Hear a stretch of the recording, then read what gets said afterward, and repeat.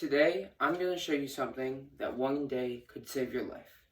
I'm going to show you how to build a fire from materials that you can find in the wilderness. Building a fire is very important. Not only does it generate heat, it also allows you to cook food and boil water. The most important part about building a fire is using the right materials. The materials that I have with me are bigger logs. These logs will burn for about 10 to 30 minutes. I have kindling.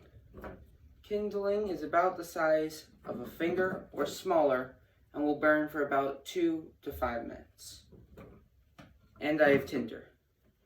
Tinder is used for starting a fire and is extremely important.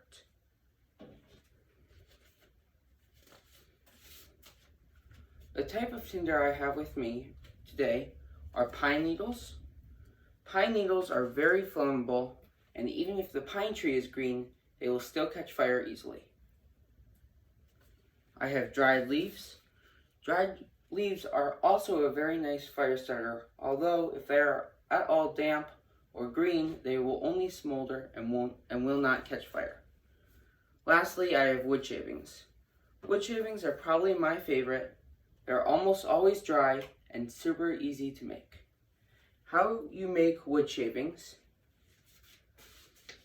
is you take a piece of tinder about the size of your pointer finger, strip the first layer of bark off of it, and run your knife down the piece of wood, shaving off small layers of the very flammable wood. Wood shavings are extremely nice because even if the outside of the stick is wet, the inside will almost always be dry. Where you light your fire is also very important.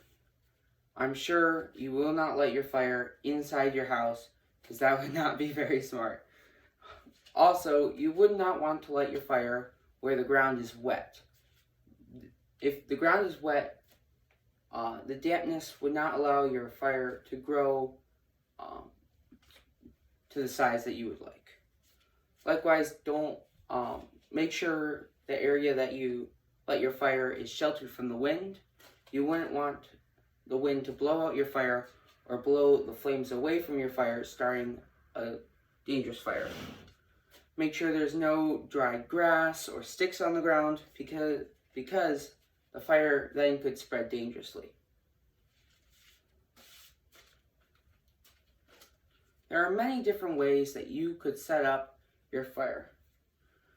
The three most common ones are the teepee technique,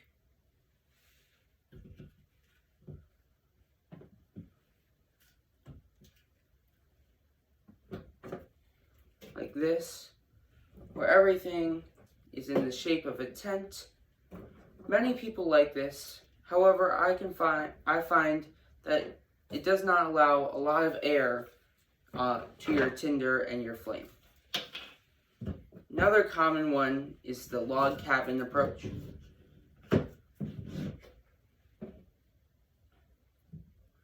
Where you arrange your sticks in the shape of a log cabin.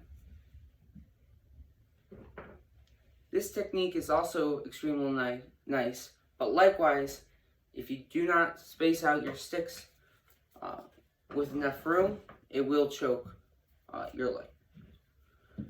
This technique is my favorite, where you take the tinder that you are using, place it next to your larger log, take the small kindling, about half the size of your finger, place that on top of the tinder,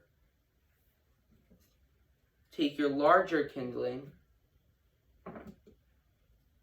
and just build up to the larger pieces of wood.